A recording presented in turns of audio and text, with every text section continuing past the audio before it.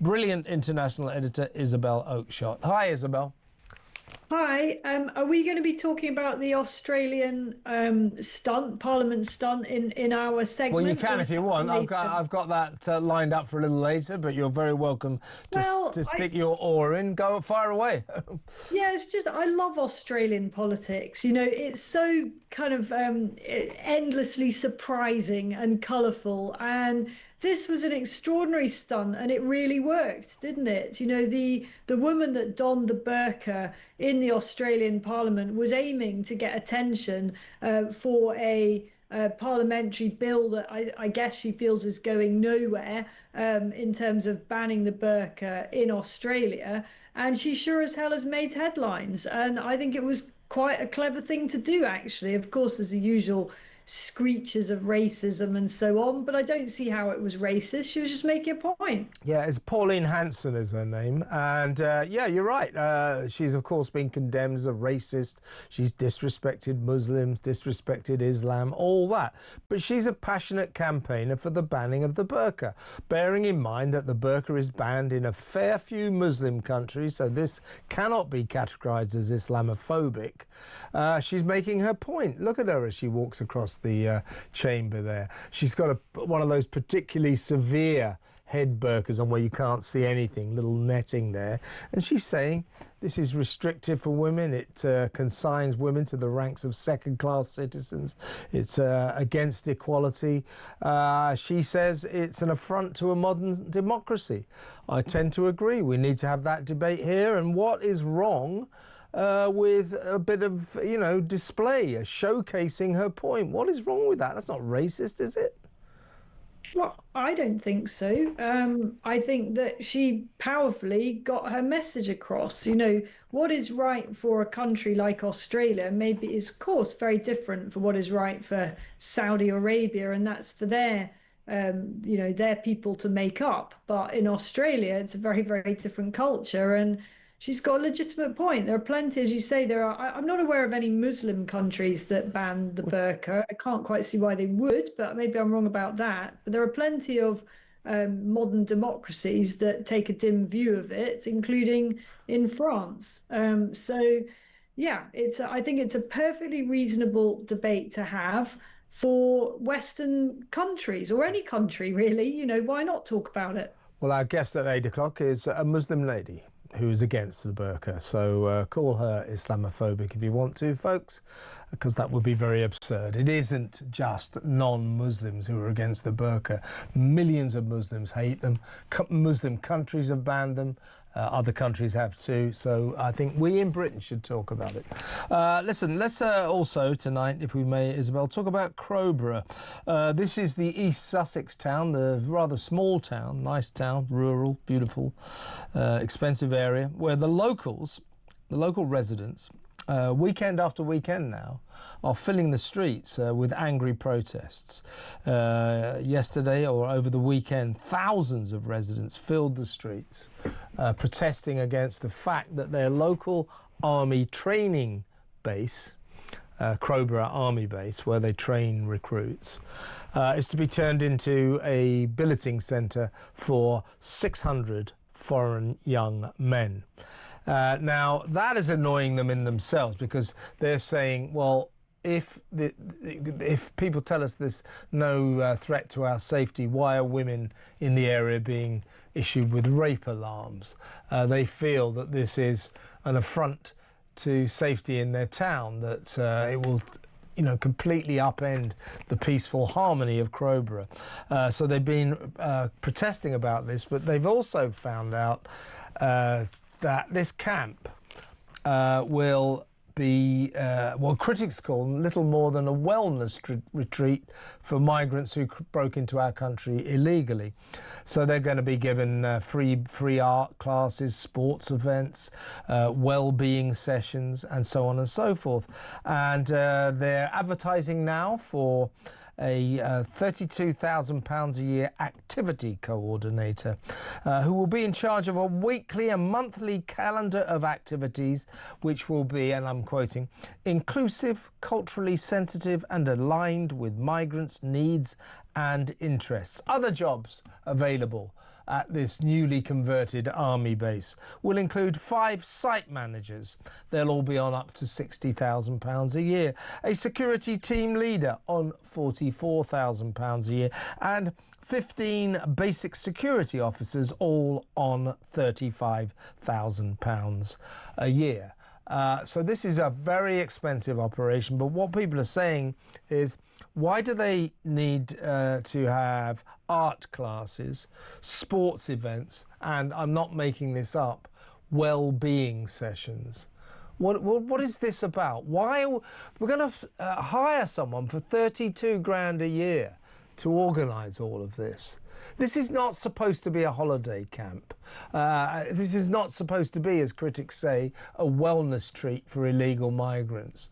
What's going on here, do you think, Isabel? Well, I mean, I'll tell you what's going on. Well, a couple of things are going on. Number one, there's mounting alarm in government, as well there should be, about what bored asylum seekers are getting up to when they're left to their own devices. And we know what the worst of the worst get up to.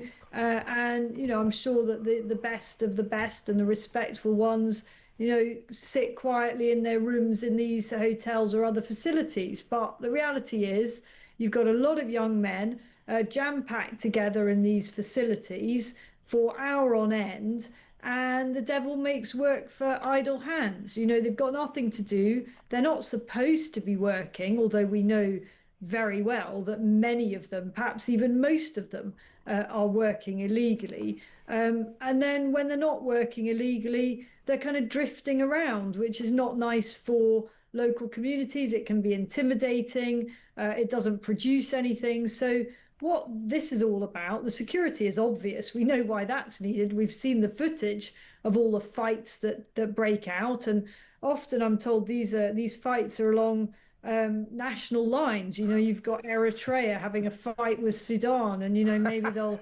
You know, shouldn't really laugh, but there is something quite funny about that. You know, maybe there'll be a conflict between, you know, I don't know, Chad and whatever other neighbouring countries there are.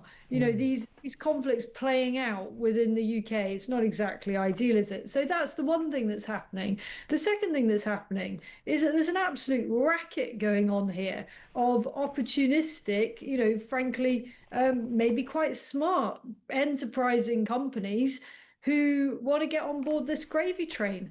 And, you know, they're finding a very receptive hearing from the Home Office and the Border Force and all the others that make decisions about what kind of extras need to be paid for. And so this is an industry. We know this. It's a burgeoning industry. It's actually one of the few growth areas in the British economy. Well, exactly right. Now, and also it sort of brings into sharp focus exactly how hard line Shabana Mahmood's migrant crisis crackdown really is. I mean, as long as we're offering them, you know, leisure activities and art classes and well-being sessions, you know, to make sure that a weekly and monthly calendar of activities are inclusive, culturally sensitive and aligned with migrants' needs and interests. There's nothing hardline about that, is there? This is the whole problem. We make Britain and the places we put these asylum seekers so attractive that hundreds of thousands of them keep coming. They keep on coming because we make life so wonderful for them. This is nothing more than a holiday camp. As long as this sort of thing continues to go on, and we know it's happening everywhere, we know what these people are given when they get here, the generosity that is showered upon them. You know, I'll run through it again. As soon as they get here, they get 50 quid a week welfare.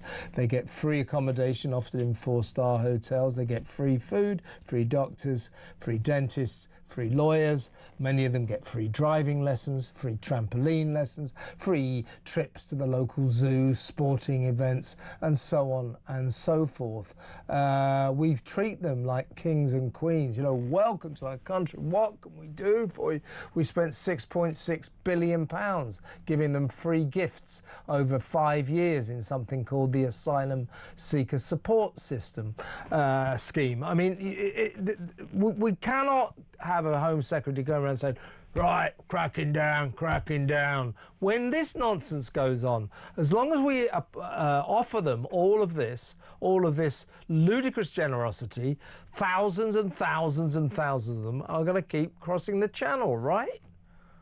Well, obviously, because there's just very little jeopardy. I mean, the only risk, and it's not an inconsiderable one, it's very real.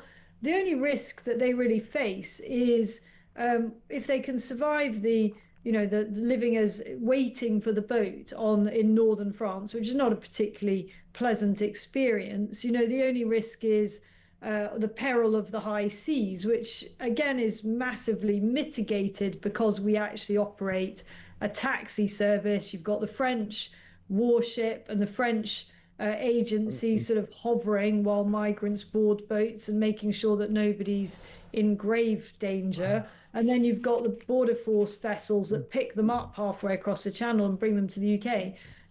What is the risk? Statistically, the chances of being returned are very much odds against.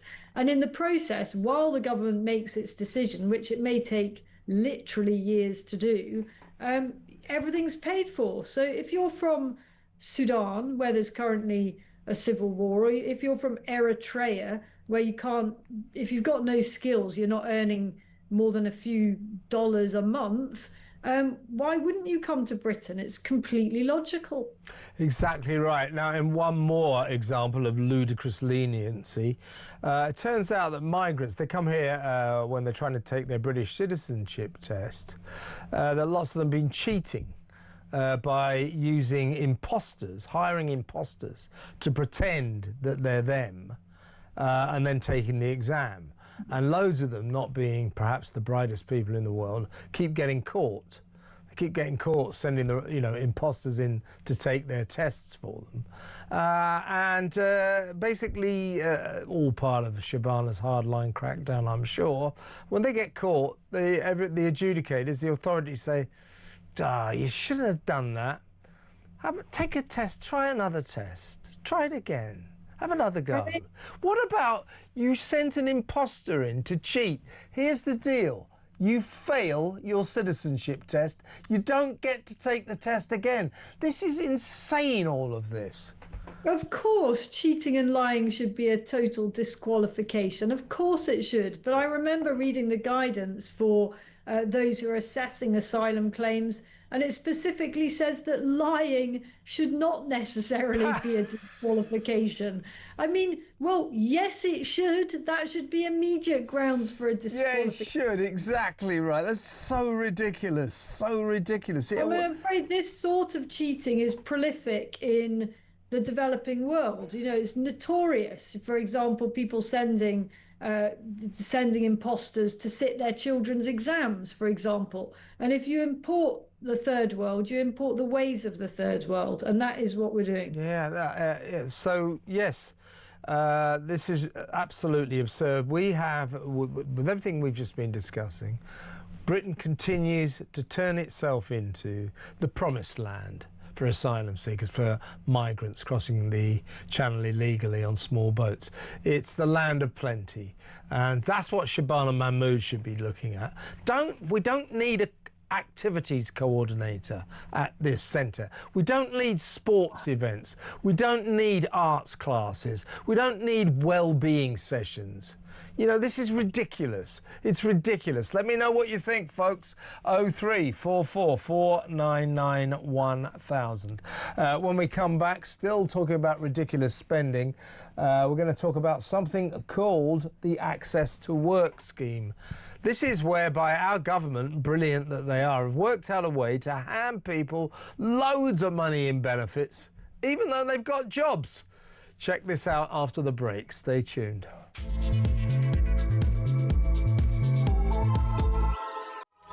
Sometimes you look around the sort of panorama of madness created by this crazy government and you just think, what next? This is madness. So you've got a government going, oh, we haven't got enough money, oh, we're going to tax you to hell, we're going to tax the backsides off you because we've made such a mess of everything. Oh, if only we had more money. Well, here's an example of some money they could save. £320 million in a single year at last count. This scheme is called the Access to Work Scheme. Isabel Oakeshott, who I'm talking to now, alerted me to this morning.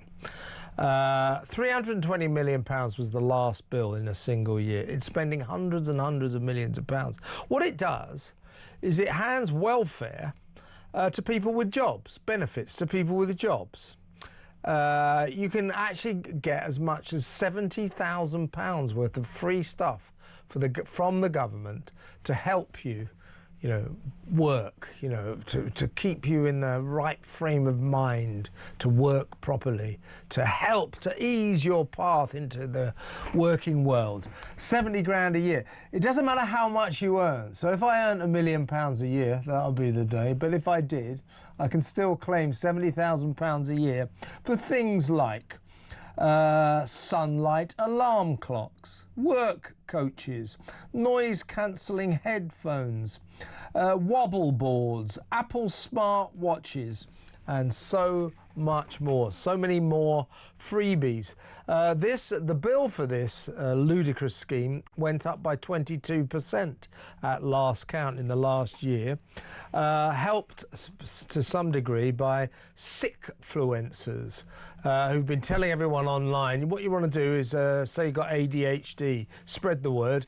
So anyone, regardless of how much they're earning, can climb aboard the Access to Work gravy train. All they have to do, it gets madder, it gets more deranged. All they have to do is claim mental, neurological or physical health conditions, and hey presto, they're in the money.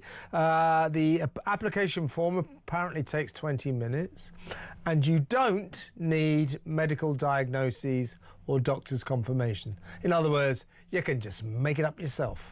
And you can be earning a hell of a lot of money, and the government's very happy to give you 70k more. How about we just end this scheme now and save £320 million and give it to people who really need it? Just a thought. Well, that's what I would recommend. Scrap the scheme in its entirety. And, the only wonder, given how easy it is to access this type of grant, is that the scheme isn't costing even more. And I fear that now there's been so much publicity about it, it will go through the roof. And I can tell you, Kev, that we've spent much of today trying to get through to an advisor on the Access to Work scheme. And today that's been very difficult. And I suspect it's because the phone lines have crashed under the weight of demand. Christmas is coming. And what better way to get the government to fill your stocking than to claim that you've got ADHD or anxiety and you need some top-of-the-range noise-cancelling headphones. I'm not making this up. That's what you can get. Free gadgets, courtesy of the great British taxpayer. I mean, what absolute cretin came up with a scheme like this, which doesn't involve having to prove it? You don't need any evidence. And I've sat there today and read through the guidance, both for so-called customers. And again, I would say, why are we calling people customers? They're mostly, I don't want to use the word I would think of for people that are trying to take advantage of this scheme. Some people might call them claimants to this scheme, scroungers, freeloaders, but neither of us could possibly comment, right, Isabel? But seriously, carry on.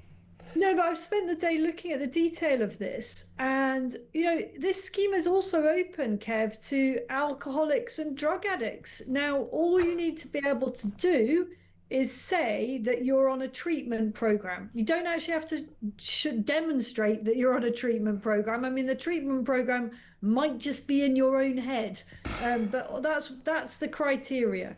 If you say you're on a treatment program, then you can get all sorts of stuff, and it's a really amazing range of support that is available. I mean, from the latest high-tech sort of AI software to help people who can't concentrate, organize and assemble their thoughts, special tools for brainstorming, special tools to help you articulate and take notes. You can even get, on the taxpayer, half of your job done for you. So let's suppose your employer wants somebody to take on a full-time role, but you happen to have ADHD, and you say, well, I really want to work, but unfortunately I can't concentrate for more than half the week. Then the government will help provide someone else to do the other half of the job. I mean, honestly, it just is breathtaking, isn't it? In the week that Rachel Reeves is about to stand up and say, "Dear nation, we have no money, therefore you have to give more of your money to people who don't work." To find that there's a scheme like this, I find it absolutely extraordinary. Scrap it immediately. Exactly, because these are people with jobs. If they want to get an Apple smartwatch, they should go out and buy one, like other people with jobs do. That's why you have a job. That's why you have an income, so you can buy stuff.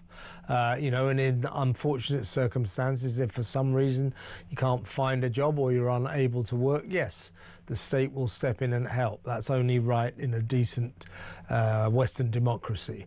But actually paying people with jobs, no matter how much they're earning, up to £70,000 a year to buy gadgets, it's just breathtakingly...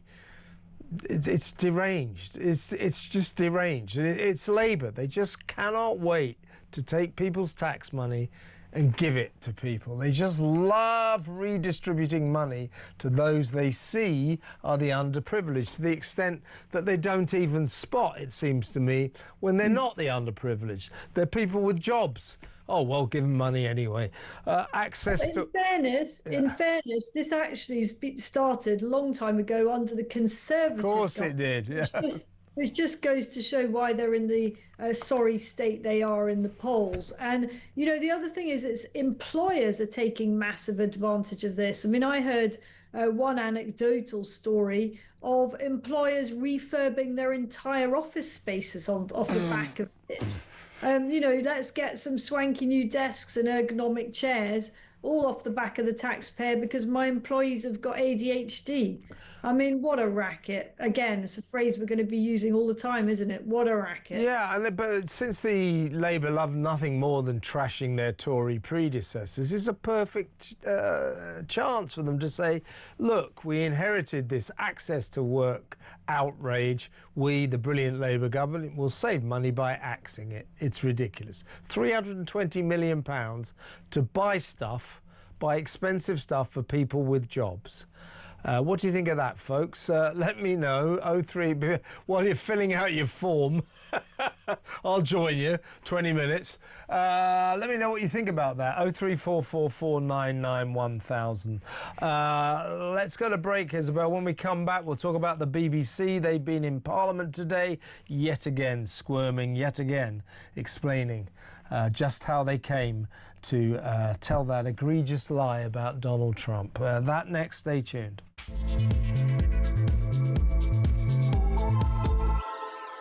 Welcome back. Well, the BBC's on the rack again, yet again being called to appear before Parliament, the Culture Committee. So today, before the Culture Committee sat, first of all, the chairman, Samir Shah, who's under intense pressure now.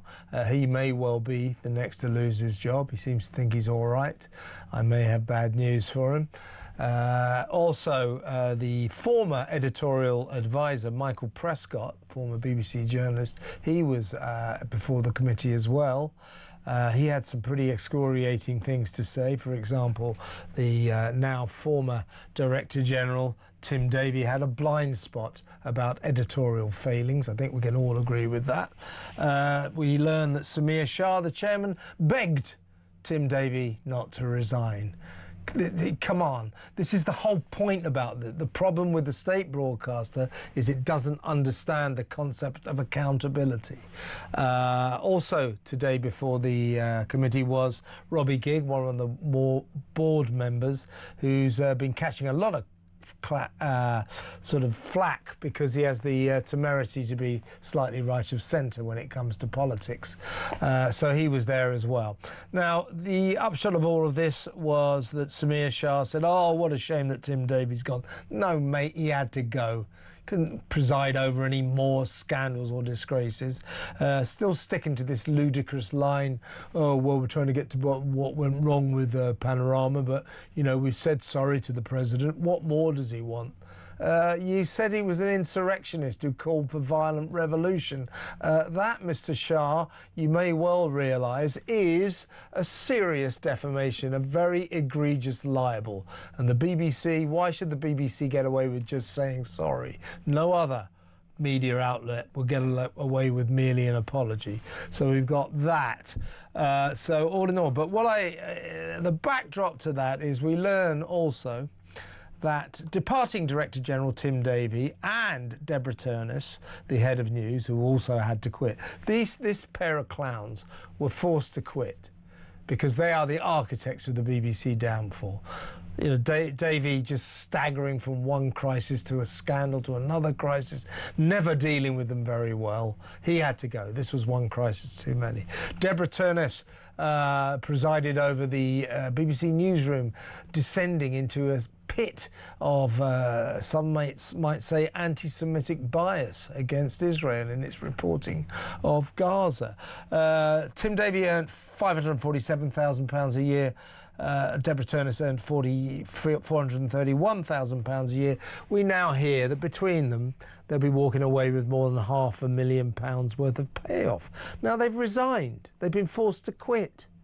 Why are they getting a payoff? If a company, or even the BBC, says, look, you got to go because we've got to make savings, you've got to go, we're making you redundant, then they owe you compensation. But if you resign, you're not owed compensation. Why are they getting £500,000, do you think, Isabel? I've absolutely no idea.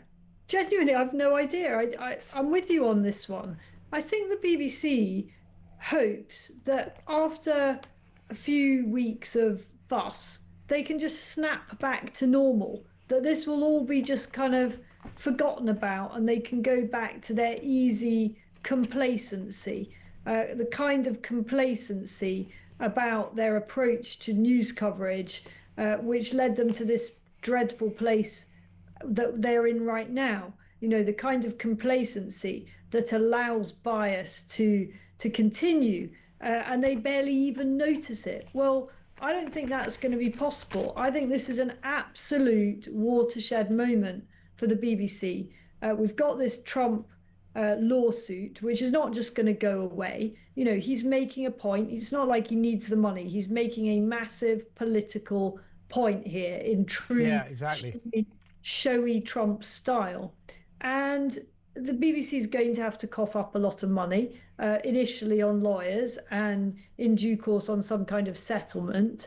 And that is going to really hurt and things are going to have to change.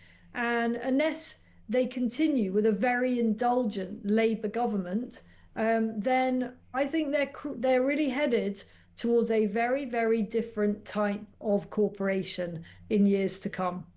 Exactly right. And I mean, Samir Shah is now under intense pressure because another member of the board resigned on Friday, saying that he hadn't been kept up to speed with what was going on Panorama. So Samir Shah stands accused of presiding over a murky failure to share information with people who should have it. And that, I mean, I don't know what the truth of that is, but it's classic BBC.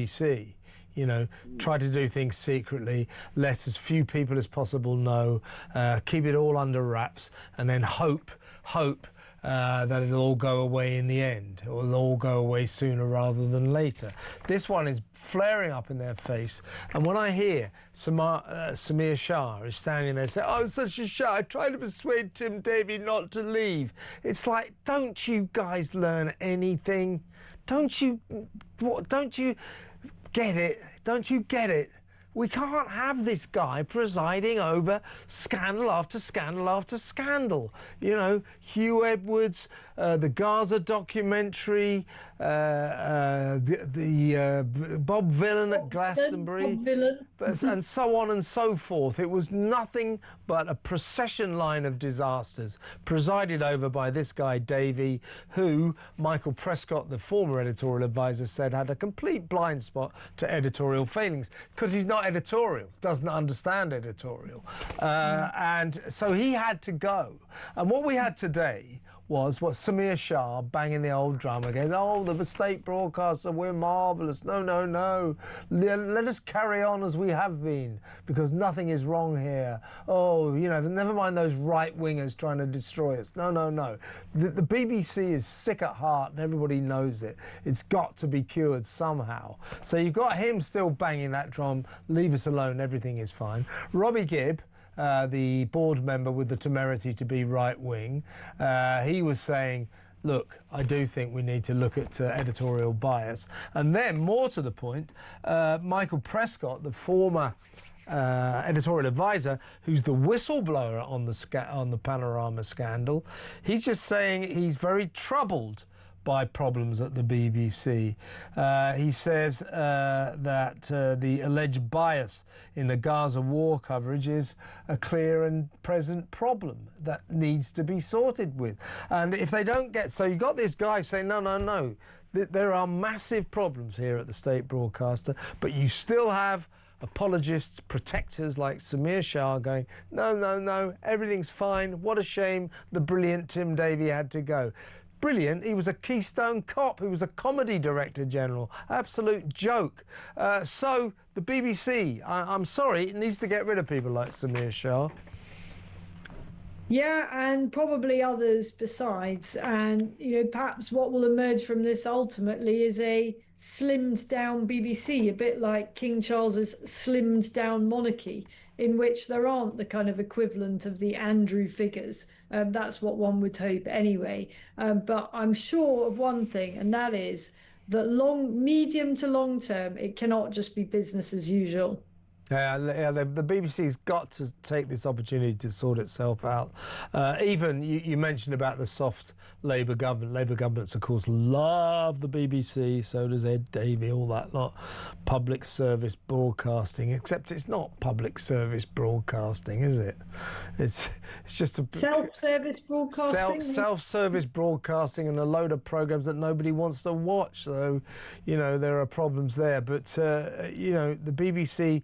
Root and branch, it needs to be sorted out. What it needs is a new Director General, as we discussed last week, who knows nothing about the BBC. They keep saying, we need someone who knows about the BBC. No, no, no. No, the opposite. We keep getting Director Generals who know about the BBC, and look where that leads us. We need an outsider who's going to come in and say, what is this shambles? I'm going to sort it out. If we don't get that, then... you know, it's going to get worse and worse. But you mentioned about the soft Labour government. Even the Culture Secretary, Lisa Nandy, she who should have been fired years ago but is still there for some reason, even she is saying that the way things are going, she will block the BBC's proposed TV licence raise. They want to hike it to over £180 a year. And Lisa Nandy said, no, no, no, things are so bad there, I don't think I'll allow that. So even Labour is beginning to say, we've got problems here. Going forward, let's see what we can do. But there is a mountain to climb at the state broadcaster. Let's hope they try to do so. Isabel, let's go to break now. When we come back, we'll talk about puberty blockers. We're going to start prescribing them to 220 kids. 220 of them. Poor things. Pharmaceutical mutilation that will affect the rest of their lives. What are we doing? Stop doing this. Leave children alone. Unbelievable. That next, stay tuned.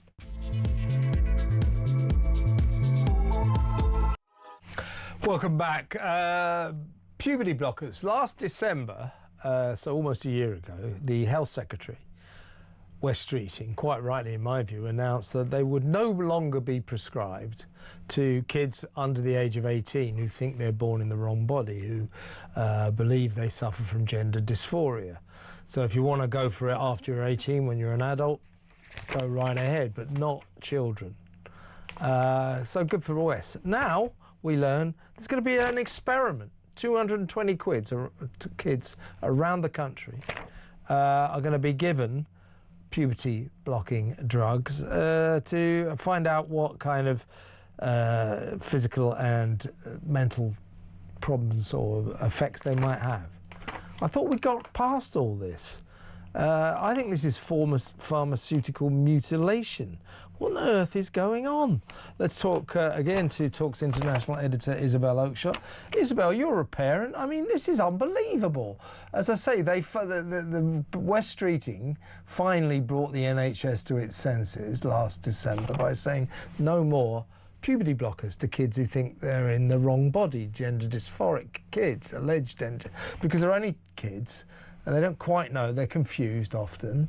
And if you give them these puberty blocker drugs to stop puberty coming on, which will of course confirm the body they were born into that they don't like, then you will affect them physically for the rest of their lives. So now, no more of that. Quite right. The Tavistock Clinic, you know, Frankenstein's Castle over in near Hampstead, near Swiss Cottage, where they used to tell kids as young as 4 years old, yeah, you're in the wrong body, you know. Ludicrous nonsense that they've now stopped funding that anymore. But all of a sudden we find out that 220 kids around the country are going to be given puberty blockers to sort of, as a kind of experimental trial to find out what sort of physical and emotional effects they really do have. Well, my first thought about is that I don't really think we should have that trial. But what about those poor 220 kids? Are we now sanctioning, experimenting, chemical experiments on children? What on earth is happening here? I think it's completely grotesque and the most warped kind of medicine, really, that I can imagine. I'm very old-fashioned about this. I don't think any child is born in the, quote, wrong body. I think there are all sorts of other mental health and body dysmorphia or dysphoria issues going on when children are somehow led to believe that they're in the wrong body. And I don't use that phrase led to believe lightly, because it's a cultural thing. I mean, I think occasionally there are probably rare cases where there have been nature gets a bit muddled in the nicest possible way. But those are very rare cases. I would be astonished if there are, lots of children in hard-pressed, civil war-torn Sudan who are who are trying to find a doctor and saying they've been born in the wrong body. I mean, this is an absolute, kind of overindulgent Western, fall of a civilization malady that has been invented in most cases, in my personal view. Now, other people have strong views to the contrary, and I would respectfully listen to those views, and I would still totally disagree with them. I don't think we should be messing around with a natural way of things, of young girls becoming young women or boys becoming young men by trying to alter the course of their adolescence. I think it's absolutely crazy. And having spoken to a number of young people who have been through gender reassignment and ended up, after the puberty blockers, going down the surgical route, there is no going back from this. Once you chop bits off you, it's not that easy to put them back on again. And there are people living with very, very heavy regrets about having done this when they were little, or when they were, let's say, non-adult, and what to do now. It's completely messed them up for the rest of the... Kira Bell, who has taken legal action against the Tavistock Gender Clinic, which gave her puberty blockers. She said about this new trial that she'll launch another legal challenge unless this trial is immediately halted on the basis that it is illegal. So I'll repeat, what we're about to do is to subject 226 children to a chemical experiment to see what effect that these drugs, these puberty blocker drugs, have on them physically and mentally. And we know that physically they will never be the same again. These are life-changing drugs. 226 children are about to be sacrificed on the altar of all of this. I find it breathtaking. Absolutely. Wes Streeting, what on earth do you think you're doing? He did say, when he said, I'm banning the prescription of puberty blocker drugs to kids under the age of 18, he did put in the caveat, unless it's a clinical trial. Well, this is a clinical trial. But 226 kids, what about them? This is unbelievable. You don't use kids as guinea pigs to find out what effects chemicals might have on them. What is this? This is unbelievable. What about their parents? I mean, you know, sorry, but what about the parents here? I very, very much hope that all the parents concerned have had a full say and a power of veto over this, you know, horrible, twisted trial. But, you know, one of the things we've learned about this ongoing scandal is that parents are sometimes cut out of the equation. You know, you've got schools being encouraged to allow children called Samantha to change their name in class to, you know, Samuel, and mum and dad don't get told about this. So I just hope that parents are fully informed and have agreed to this. But if they have agreed to this, I also have to ask what kind of parent they are. Now, you know, I'm sure that they are trying to do the very best for their troubled children, but I think this is the wrong solution. I totally agree. Stop this madness, folks. Let me know what you think about this. A chemical experiment on 226 British kids.